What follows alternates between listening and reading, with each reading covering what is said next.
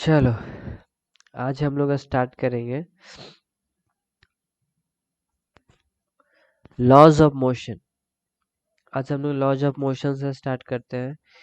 इस कोर्स में IT JEE NEET और सीबीएसई का क्लास 11-12 का लॉज ऑफ मोशन का ये सारा बेसिक 12 का बेसिक और 11 का तो खैर बेसिक है ही। 11 का ये चैप्टर भी है और आईटी जेई और नीट सारे चैप्टर को इसमें कवर किए जाएंगे। और सब्सक्राइब कर देना और फिर Nipra academy join us if any requires join us. अगर कुछ भी दिक्कत हो तो फिर आप कॉल कर सकते हो और वेबसाइट विजिट कर सकते हो। चलो अब नेक्स्ट हम लोग आगे बढ़ते हैं। इस कोर्स में मेनली हम क्या क्या एक्सप्लेन करेंगे। इस कोर्स में मेनली सबसे पहला टाइप्स ऑफ फोर्सेस हम लोग इसमें देखेंगे और दूसरा फ्री बॉडी डायग्राम। ये फ्री बॉडी डायग्राम क्या होता है वो हम आगे एक्सप्लेन करेंगे। इसके बाद इक्विलिब्रियम क्या कहते हैं। किसी भी ऑब्जेक्ट को हम कब कहेंगे कि वो इक्विलिब्रियम में है। फिर न्यूटन लॉज ऑफ मोशन क्या होते हैं। फिर सूडो फोर्स फ्रिक्शन। हम इस सब टॉपिक्स को हम इसमें आज एक्सप्लेन करेंगे। आज ये क्लास सिर्फ कुछ देर के लिए होगा, मीन्स ये शॉर्ट टर्म रहेगा। सिर्फ इसमें जो बेसिक्स हैं बस हम उसको एक्सप्लेन करेंगे। फिर नेक्स्ट क्लास से फिर सारे अच्छे से होंगे। तो हम सबसे पहले चलते हैं टाइप्स ऑफ फोर्सेस पे। टाइप्स ऑफ फोर्सेस क्या होता है। तो सबसे पहले बहुत सारा फोर्सेस हम लोग बचपन में पढ़े हैं ना। सबसे पहला फोर्स जो है वो फील्ड फोर्स जो जिसमें ग्रेविटेशनल फोर्स आते हैं, ग्रेविटेशनल फोर्स और एटीसी यही सब होते हैं। फील्ड फोर्स हो सब, मैग्नेटिक फील्ड ये सब। फिर सेकंड कांटेक्ट फोर्स और नॉन कांटेक्ट फोर्स। तो मेनली हम इस पे कांटेक्ट फोर्स को ही हम लोग जानेंगे। कांटेक्ट फोर्स इसमें क्या क्या हो सकता है। इसमें मेनली हम क्या पढ़ेंगे कांटेक्ट फोर्स में। जैसे आपको इसमें कैसे दिया हुआ रहेगा, ये मेरा एक बॉक्स रहेगा। इस बॉक्स को एक ऐसा रहेगा, ये मेरा ए है, ये मेरा बी है, ये मेरा सरफेस है।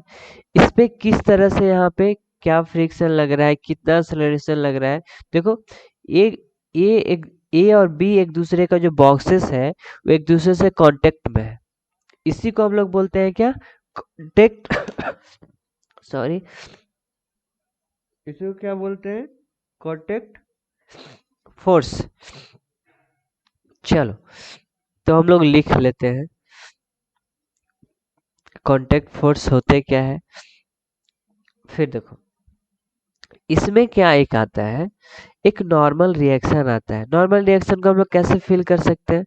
अगर अगर देखो ये, अगर हम इस पेन को ऐसे पकड़े हुए हैं, इस पेन को हम पकड़े हुए तो कभी भी देखो बचपन में हम लोग क्या फेयर लिखते थे ना, तो फिर हाथ पूरा ऐसे उंगली पूरा इधर लाल हो जाता था। मतलब क्या है कि ये जो मेरा पेन है वो मेरा हम पे फोर्स लगा रहा है, हम पेन के ऊपर फोर्स लगा रहे हैं। मतलब क्या हुआ, अगर ए मेरा है और ये मेरा बी है, तो ए जो है मेरा, वो जो ए है जो मेरा, वो बी पे ऐसे नॉर्मल फोर्स लगा रहा है और बी जो है मेरा वो ए पे ऐसे नॉर्मल फोर्स लगा रहा है। इसी चीज को क्या बोलते हैं, नॉर्मल रिएक्शन।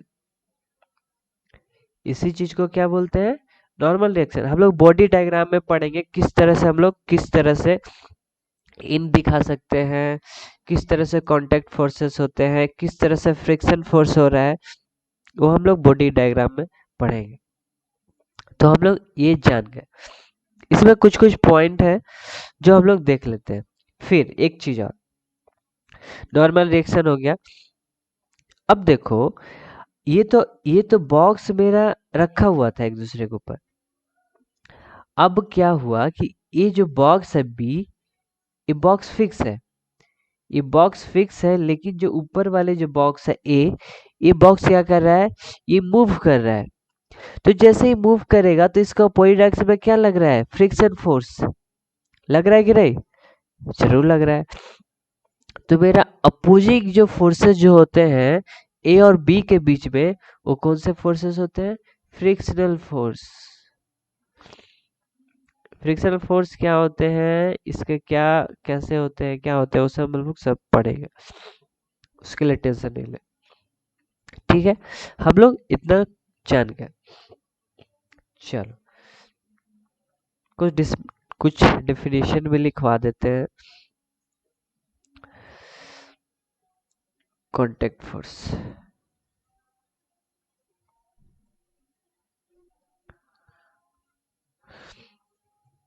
जहां भी समझ नहीं आए तो प्लीज आप मैसेज बॉक्स में, चैट बॉक्स में, कमेंट बॉक्स में आप रिप्लाई दे देना, हम जरूर रिप्लाई करेंगे। कांटेक्ट फोर्स किसको बोलते हैं, two bodies, two bodies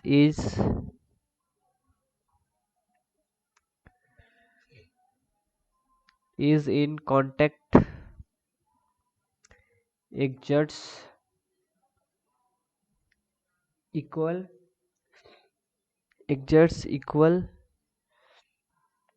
and opposite forces on each other,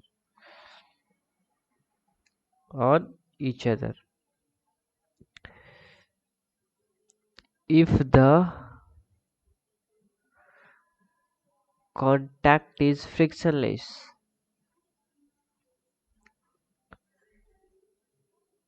if the contact is frictionless, the contact force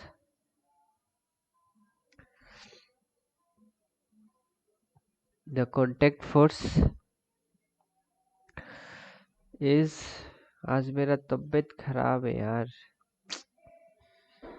is perpendicular,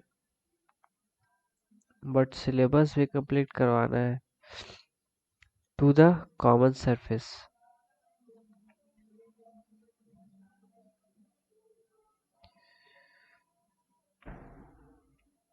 is known as contact force। अभी क्या बोल रहा है वो हम एक्सप्लेन करेंगे जस्ट। हम अभी क्या बताएं कि अगर मेरे पास कोई बॉक्स है ऐसे इस तरह से, ये मेरे पास ऐसे चिपका हुआ है, ये ए है, ये मेरा बी है, ये मेरा सरफेस है। तो अगर ये ऐसे है तो क्या होगा, ए जो है मेरा वो बी के ऊपर फोर्स लगा रहा है, ठीक है, अब बी जो है मेरा वो ए के ऊपर फोर्स लगा रहा है। वो हमेशा इक्वल एंड अपोजिट फोर्सेस लगाएगा, लेकिन वो डिपेंड करेगा मास के ऊपर किस तरह से, क्योंकि F equals to M A होता है ना, F equals to M A. तो फोर्स हमेशा मास और एक्सेलरेशन पर भी डिपेंड करेगा किस तरह से हो रहा है, लेकिन मेनली क्या करता है, equal and opposite forces apply करता है एक दूसरे के ऊपर। अब चलते हैं हम लोग, अगर ये ऑब्जेक्ट रेस्ट में है, अगर ये ऑब्जेक्ट रेस्ट में है तो इस पे फ्रिक्शन फोर्स नहीं लगेगा, है ना। जैसे आप खड़े हो, आप अपने जमीन पे खड़े हो, तो फ्रिक्शन फोर्स जमीन आपके पैर के ऊपर लगा रहा है, नहीं लगा रहा है, लेकिन आप चल रहे हो तो फ्रिक्शन फोर्स लग रहा है। उसी तरह से अगर ये दोनों का, अगर मेरा सरफेस अगर फ्रिक्शन लेस रहा, ये दोनों का सरफेस अगर मेरा फ्रिक्शन लेस रहा, तो यहाँ पे क्या होगा, कॉमन सरफेस पे परपेंडिकुलर एक कांटेक्ट फोर्स लगेगा यहाँ पे। ये कांटेक्ट फोर्स किसको बोलते हैं? नॉर्मल रिएक्शन को, जो परपेंडिकुलर ही लगता है सरफेस का। ठीक है,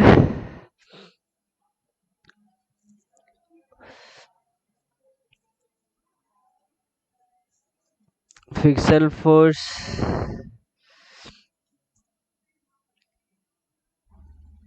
फोर्स तो हो ही जाएगा आप लोग से।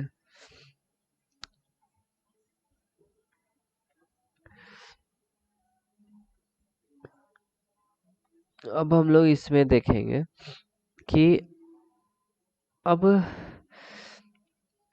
सपोज ये पुल्ली है, सपोज ये क्या है? पुल्ली है। अगर ये पुल्ली है तो यहाँ मास ऐसे अटैच रहता है, कैसे भी रहता है, इसको क्या बोलते हैं? पुल्ली रहता है, यहाँ पे मास कुछ अटैच होता है, यहाँ पर भी कुछ मास अटैच होगा। ठीक है, तो इस चीज को हम लोग अब पढ़ेंगे कैसे कैसे चेंजेस होते हैं। यहाँ पे क्या हो जाएगा, हम टॉपिक पढ़ेंगे attachment, attachment to another body.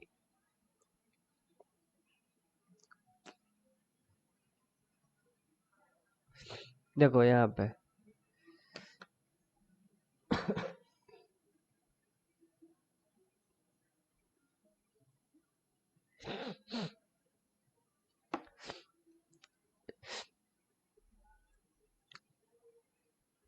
ये मेरा क्या है? मास।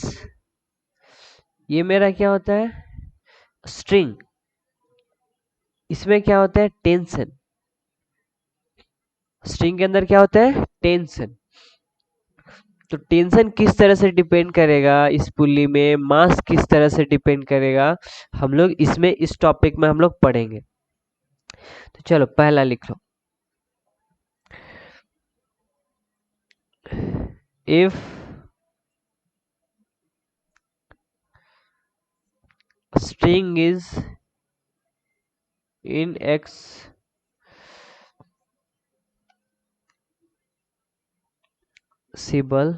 the,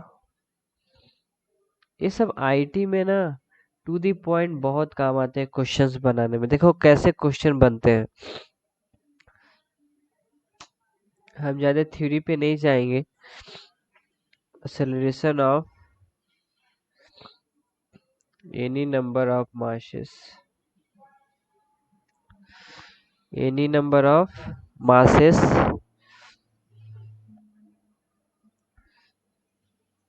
connected through the string, through the string is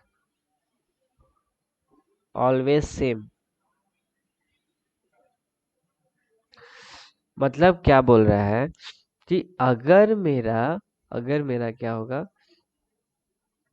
कि अगर मेरा स्ट्रिंग जो इनएक्सटेंसिबल होगा, इनएक्सटेंसिबल करने का मतलब कि अगर अगर ये बड़ा सा ऑब्जेक्ट है, अगर ये छोटा सा ऑब्जेक्ट है, ये मेरा समझो B है, ये मेरा A है, ये स्ट्रिंग से कुछ अटैच है यहाँ पे, ये मेरा क्या स्ट्रिंग से अटैच है। तो अगर अगर यहाँ पे इस स्ट्रिंग के ऊपर अगर हम लोग इधर से कुछ फोर्स नहीं लगा रहे हैं, सपोज अगर हम लोग इधर से कुछ फोर्स नहीं लगा रहे हैं, तो तब तक ये स्ट्रिंग एक्सटेंसिबल नहीं होगा। जैसे ही फोर्स लगाएंगे, जैसे सपोज ऐसे हम यहाँ पे एक स्प्रिंग लिए, इसको हम लोग खींचेंगे, तीरेंगे, तभी तो इस पे फोर्स लगेगा नहीं, इस स्ट्रिंग पे। अगर नहीं खींचेंगे तो इस पे फोर्स कैसे लगेगा? तो उसी चीज को जब यह स्ट्रिंग पे एक भी फोर्स नहीं लग रहा है, तो क्या बोल रहा है उस समय कि इस बॉडी का एक्सेलरेशन और इस बॉडी का एक्सेलरेशन, दोनों का जो मैग्नीट्यूड ऑफ एक्सेलरेशन होगा वो क्या होगा? ऑलवेज सेम होगा। सेम उसी तरह पुली में होगा। हम क्या किए, यहाँ पे एक मास अटैच कर दिए, यहाँ पर भी एक मास अटैच कर देंगे। अब बोले कि इसमें एक्सेलरेशन क्या है, इसमें एक्सेलरेशन क्या है, तो इसमें कुछ फोर्स ही नहीं लग रहा है, तो क्या होगा? सपोज अगर ये बी है, ये है, सपोज इसका मास ज्यादा है तो एक इधर आएगा एक उधर जाएगा। सपोज ये इधर आएगा चाहे ये इधर जाएगा, तो मतलब क्या हुआ, दोनों का एक्सेलरेशन क्या होगा, सेम हो जाएगा। ये मेरा पहला पॉइंट है। पुली का बहुत सारे क्वेश्चंस होते हैं, रियली बहुत सारे क्वेश्चंस होते हैं।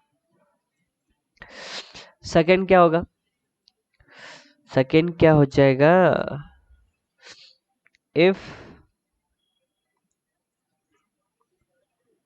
if a string is massless, मतलब स्ट्रिंग में एक भी मास नहीं होगा, the tension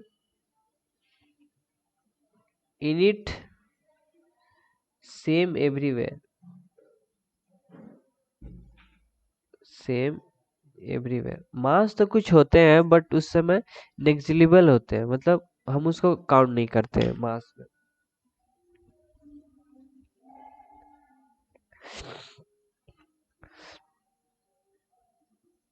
ठीक है। However,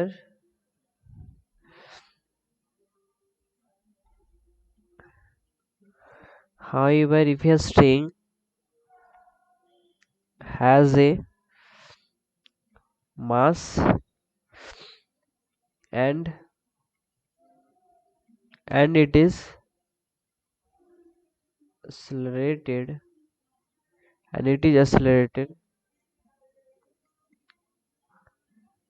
tension at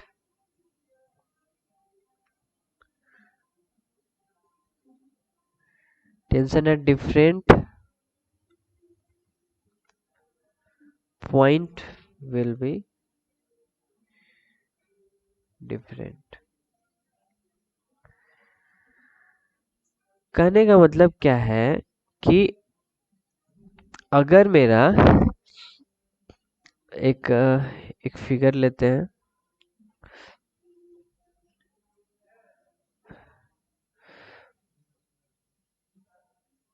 एक फिगर,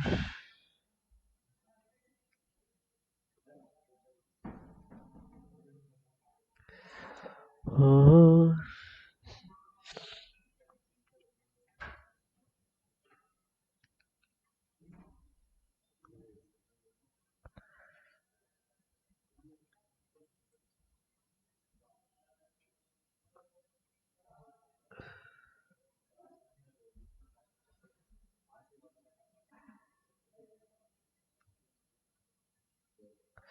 तो इस तरह से अगर मेरा ऑब्जेक्ट है तो यहाँ पे किस तरह से मेरा टेंशन लग रहा है, किस तरह से क्या लग रहा है।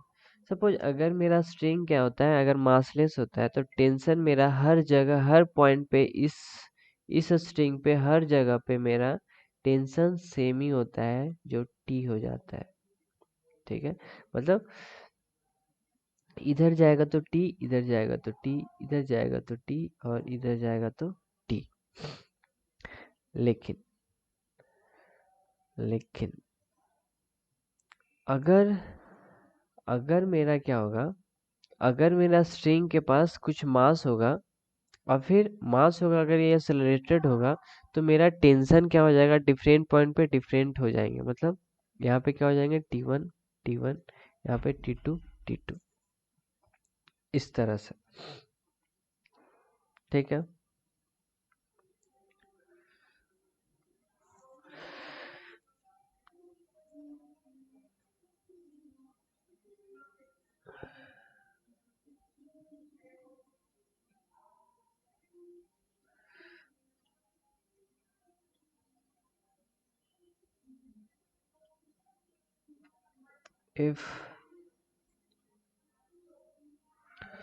if pulley is massless,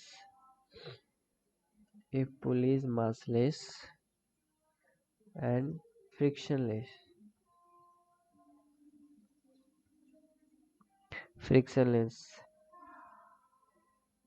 tension will be same on both side of the पुली। अगर मेरा पुली क्या होगा, मासलेस और फ्रिक्शनलेस, अभी जस्ट हम लोग देखें, तो अगर इस तरह से अगर होगा तो टेंशन मेरा हर साइड पे क्या होगा, सेम होगा। ठीक है। फिर अगर अगर ये मासलेस नहीं होता है, ठीक है, अगर ये मासलेस नहीं होता है और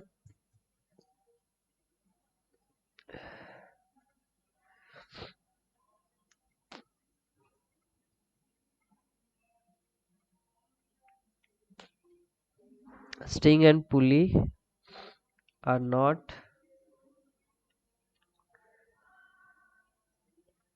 massless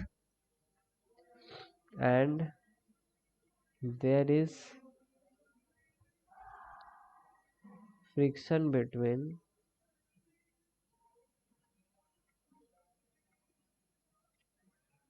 pulley and a string, तो क्या हो जाएगा, कभी भी अगर ऐसा होता है तो मेरा टेंशन चेंज हो जाता है। मतलब अगर ये T1 है तो ये T2 है, तो अगर ये इधर अगर ये T3 है तो ये मेरा T4 है, इस तरह से। स्ट्रिंग मासलेस ये तो बता दिए। ठीक है,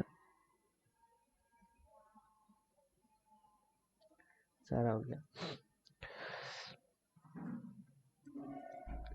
चलो हम फिर से एक्सप्लेन करते हैं इसको।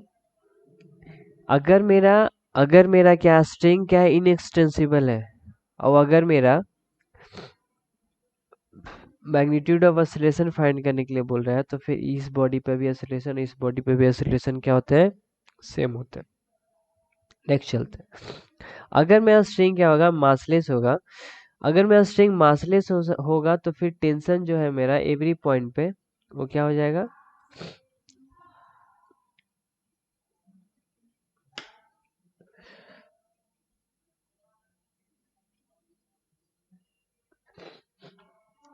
अगर मेरा ऐसा कभी होगा तो मेरा क्या होगा, इस पे भी टेंशन, इस पे भी टेंशन क्या हो जाएंगे, सेम, इस पे भी टेंशन सेम, इस पे भी टेंशन सेम। बट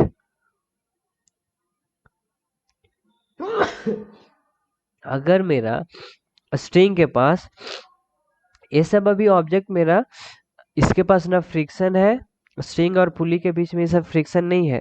जब स्ट्रिंग और पुली में जब फ्रिक्शन आ जाते हैं तो देखो ऐसे हो जाते हैं, वो हम बाद में एक्सप्लेन करेंगे।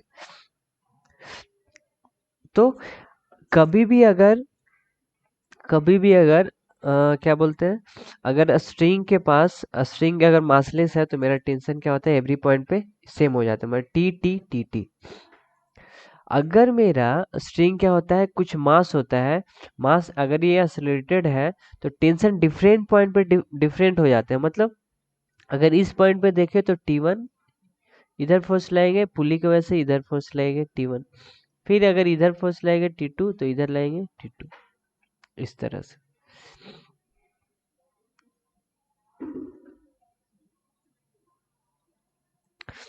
उसी तरह अगर पुली मेरा मासलेस और फ्रिक्शनलेस है, टेंशन एवरी साइड पे मेरा क्या होगा, सेम होगा।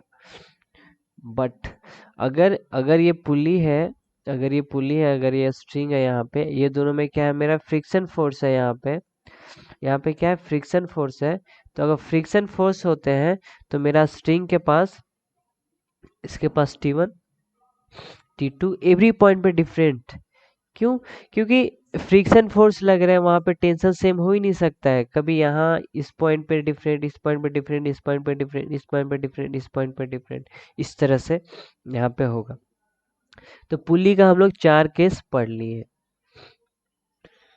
अब हम लोग हिंग जानेंगे, ये सब का क्वेश्चंस रहते हैं इसलिए हम ये सब बता रहे हैं। हिंग क्या कहते हैं, हिंग कभी आप लोग देखे होगी, दरवाजा इस सब में रहता है। अगर मेरा ये स्ट्रिंग है, ये मेरा क्या रॉड, ये मेरा क्या स्ट्रिंग, तो यहाँ पे ऐसे हिंग लगा हुआ रहता है, ये मूव करता है, इस कभी इधर कभी इधर कभी इधर कभी इधर, उसी को क्या बोलते हैं, हिंग। तो ये कैसे कैसे डिपेंड करता है, ये सब हम लोग आगे पढ़ेंगे। नेक्स्ट हम लोग देखते हैं free body diagram. Free body diagram, free body diagram में सबसे पहले हम जाते हैं, एक एक बॉक्स है जिसका मास है m। अगर ये ऐसे रखा हुआ है, ठीक है, जमीन पे कांटेक्ट में, तो इस पे कौन कौन सा फोर्स लगेगा, हमें भी जस्ट बताएं। ये जमीन है, इस बॉक्स के ऊपर एक नॉर्मल रिएक्शन फोर्स लगाएगा, ये भी नीचे का फोर्स लगाएगा n। लेकिन लेकिन ये इन जो रहेगा उस इस मास की वजह से आ रहा है, इस मास की वजह से आ रहा है, मतलब इसके पास वेट की वजह से आ रहा है, और वेट इसका कितना हो जाएगा, मास इनटू ग्राम, ठीक है। उसी तरह अगर इसके पास, अगर ये मेरा 10 है, 10 kg है, तो ये नॉर्मल रिएक्शन कैसे कितना हो जाएगा, n इसका, तो ये कितना हो जाएगा, वेट m इंटू जी, 10 इंटू 10 इंटू 100, मतलब इसका नॉर्मल रिएक्शन का फोर्स कितना हो गया, 100 न्यूटन। तभी ये स्टेबल हो सकता है। अगर अगर ये कम हो जाएगा, अगर सपोज ये कम हो गया, तो कभी भी ये स्टेबल नहीं हो सकता है, इक्विलिब्रियम में नहीं हो सकता है, कभी भी इक्विलिब्रियम में नहीं हो सकता है। हम लोग पढ़ेंगे आगे कैसे किस तरह से निकालते हैं, बस अभी फ्री बॉडी डायग्राम।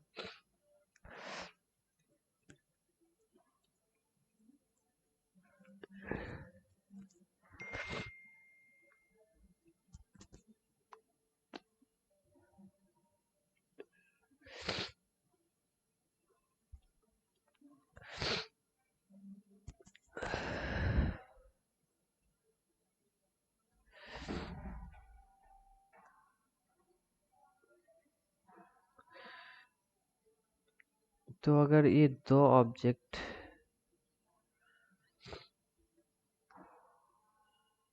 ए है, बी है, ये सी है, अगर ए बी सी है मेरे पास, तो किस तरह से मेरे पास इसका फ्री बॉडी डायग्राम होगा, देखो।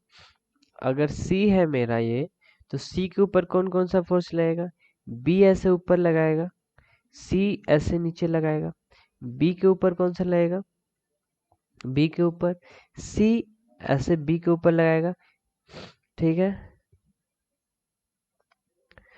सी बी के ऊपर ऐसे लगाएगा, एक बी के ऊपर लगा रहा है, ठीक है।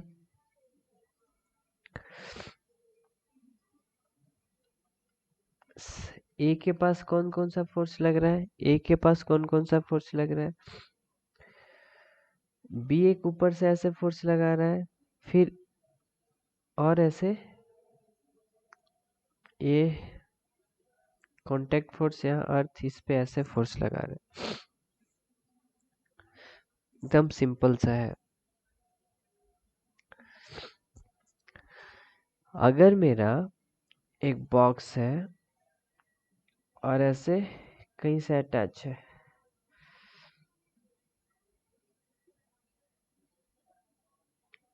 तो इसका फ्री बॉडी डायग्राम कैसे होगा, तो क्या होगा, ये थीटा यहाँ पे बना रहा है, थीटा हो जाएगा, तो फिर इसका क्या हो जाएगा, एम जी थीटा, फिर इसका रिजोल्यूशन करेंगे।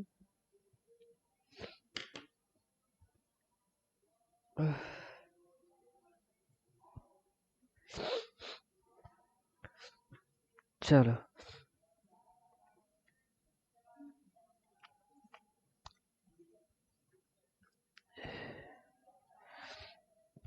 अब हम लोग इक्विलिब्रियम किसको बोलते हैं, इक्विलिब्रियम किसको हम लोग बोलते हैं, forces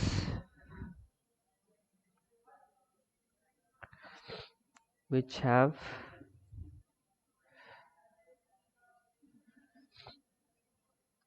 zero resultant and zero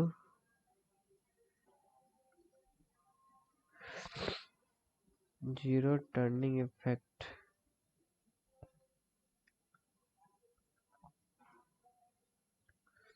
will not cause any change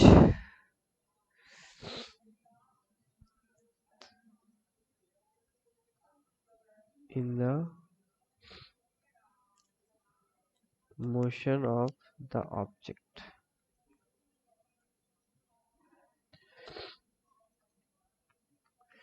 जैसे अगर ये ऑब्जेक्ट है, अगर हम बोलेंगे कि जैसे यहाँ पे देखो, यहाँ पे क्या है, अगर अगर यहाँ पे एक बॉक्स यहाँ पे रखा हुआ है, ठीक है, तो इस बॉक्स पे नीचे कौन सा फोर्स लग रहा है, अभी जस्ट mg लग रहा है, ये भी ऐसे इधर नॉर्मल लगा रहा है, तो यहाँ पे एक एंगल थीटा बन रहा है, यहाँ पे क्या बन रहा है, एक एंगल थीटा बन रहा है। सपोज अगर हम लोग इधर फोर्स लगा रहे हैं, ठीक है, तो इसका रिजोल्यूशन किधर किधर होगा, एक इधर साइड में भी होगा, है ना, एक इधर साइड में भी होगा, एक इधर साइड में, इधर हम फोर्स लगा रहे हैं। ये गलत एग्जांपल, चलो एक छोटा सा एग्जांपल, हम लोग एक बॉब देखें, बॉब, पेंडुलम बॉब कैसे अटैच होता है।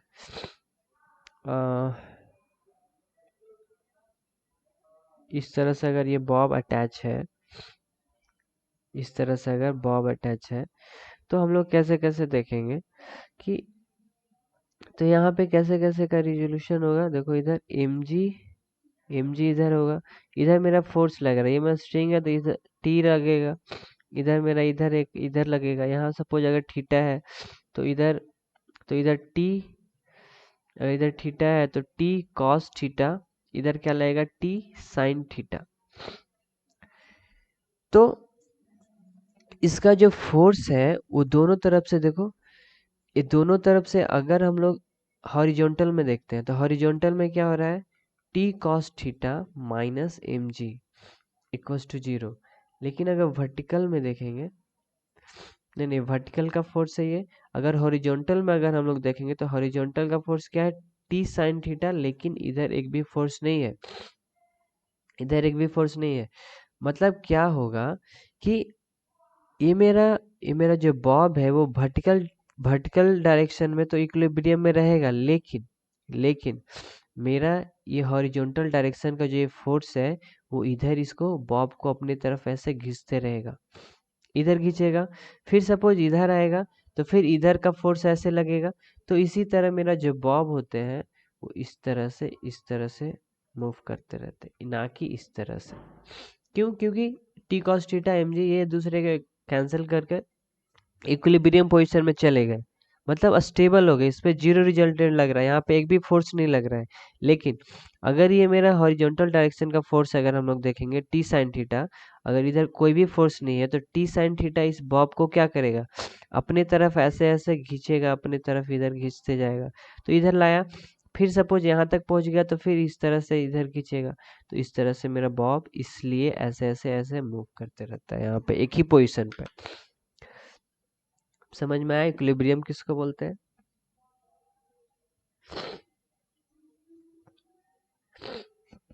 और बहुत सारे ऐसे ऐसे आते रहेंगे, आगे देखेंगे हम लोग।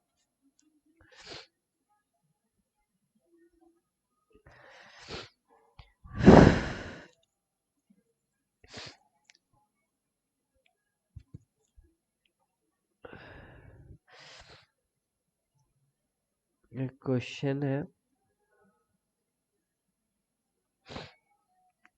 रिजॉल्व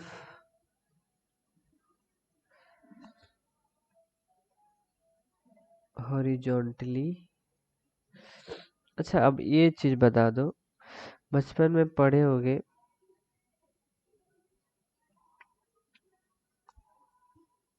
अगर ये मेरा थीटा है, सपोज ये मेरा एफ है, तो अगर हम सोच रहे हैं कि एफ को हम ये हॉरिजॉन्टल डायरेक्शन में फोर्स क्या होगा और फिर वर्टिकल डायरेक्शन में फोर्स क्या होगा, देखो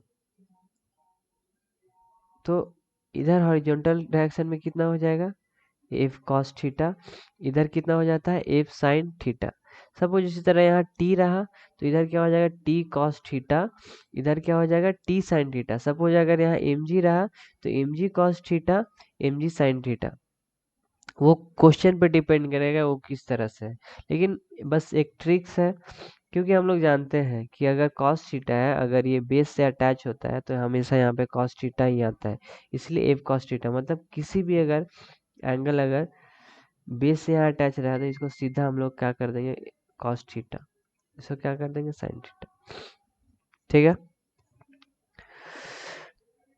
resolve horizontally and vertically, vertically a force. जनवरी में तो आईटी का एग्जाम होगा ही।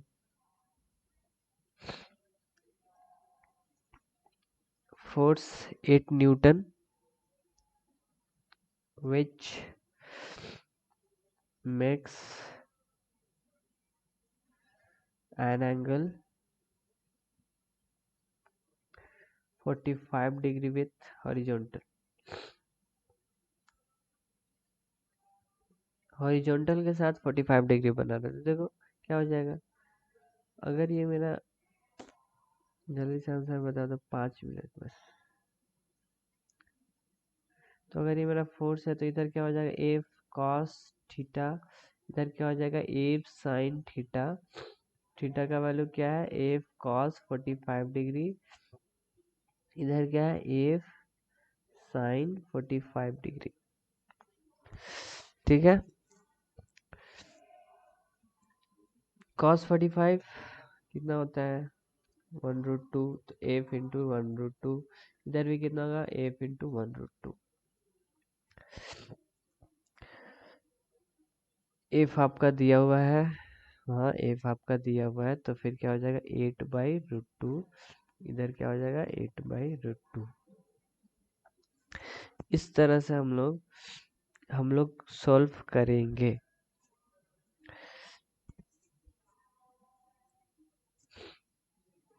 अगर अगर एक इंक्लाइंड अगर एक प्लेन है, इस प्लेन पे क्या कर दिया, अगर यहाँ पे एक बॉक्स रख दिया, ठीक है, अगर यहाँ पे एक बॉक्स रख दिया तो इंक्लाइंड पेन है तो हॉरिजॉन्टल के साथ कुछ भी एंगल बना रहा होगा, सपोज एंगल थीटा बना रहा होगा। यस, तो इस बॉक्स पे इसका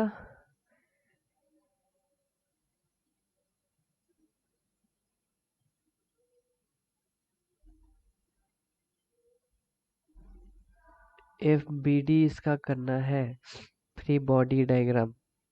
तो कैसे करेंगे, देखो अगर ये बॉक्स अगर इंक्लाइंड प्लेन पे ऐसे इंक्लाइंड प्लेन में बॉक्स, तो नीचे ही आएगा, तो नीचे आएगा तो अपोजिट डायरेक्शन में क्या लगेगा फ्रिक्शन फोर्स। अब इस पे क्या लग रहा है एक normal force, yes normal force लग रहा है। अच्छा, अब क्या होगा कि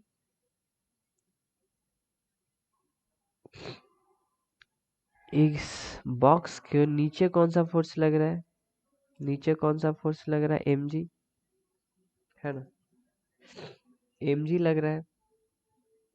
तो एम जी को कैसे कैसे रिजॉल्व करेंगे, देखो एम जी को कैसे कैसे रिजॉल्व करेंगे, इतना बना दिए, अब इतना आप लोग कल कर कर लाओगे पूरा,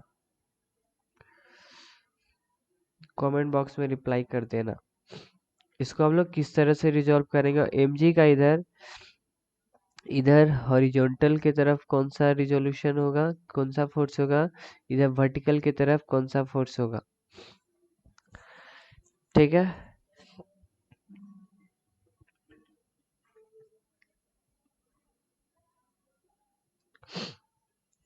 जल्दी जल्दी